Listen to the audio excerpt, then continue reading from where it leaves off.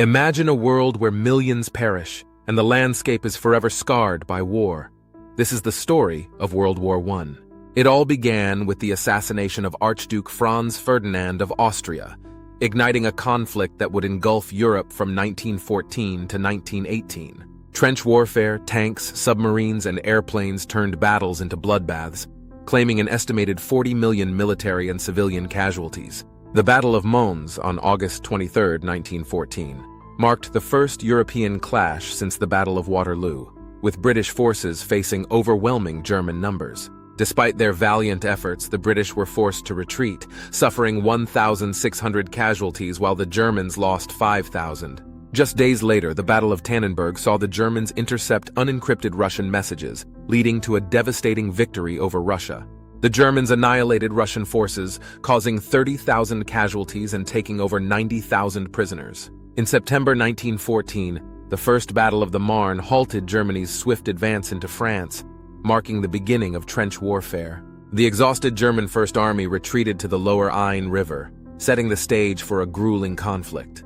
The First Battle of Ypres in October 1914 saw massive trench warfare, with both sides suffering heavy casualties but making no significant gains. In January 1915, the Battle of Doggerbank unfolded in the North Sea, where British forces decoded German messages and launched a surprise attack. The British managed to sink the German cruiser SMS Blücher, but their own HMS Lion was severely damaged. The Battle of Gallipoli, from February 1915 to January 1916, was modern warfare's first major beach landing, aiming to control the sea route to Constantinople. Despite their efforts, the Allies withdrew with 180,000 casualties, including over 28,000 Australian soldiers.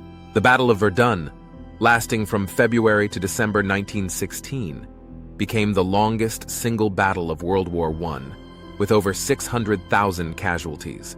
The Germans aimed to cripple France's morale, but were eventually pushed back by the French. The Battle of Jutland in May 1916 was the largest naval conflict of the war, with no clear victor but significant losses on both sides.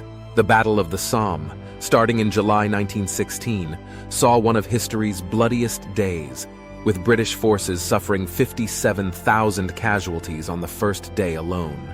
Despite minimal breakthroughs, the battle ended with over 1 million casualties and the first use of tanks. The battles of the Isonzo from 1915 to 1917 saw repeated Italian attacks on Austrian forces, with Germany eventually joining to force Italy into retreat. The Third Battle of Ypres in 1917, also known as the Battle of Passchendaele, was marked by relentless attacks and counterattacks in the rain and mud. The Canadian Corps claimed a quick victory at Vimy Ridge in April 1917, marking their first attack as a unified force. The June offensive in 1917 saw Russian forces suffer mass casualties and revolt, leading to their disintegration. The Battle of Caporetto in late 1917 resulted in a crushing defeat for Italy, with nearly 700,000 casualties. The Battle of Cambrai in November 1917 introduced large-scale tank warfare, changing the course of modern combat.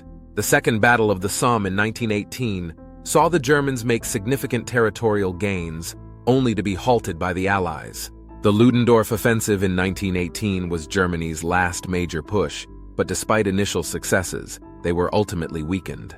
The Second Battle of the Marne in July 1918 marked the Germans' final offensive, met by a fierce counterattack from French and American troops. The Battle of Amiens in August 1918 saw one of the most successful Allied advances, dealing a fatal blow to German morale.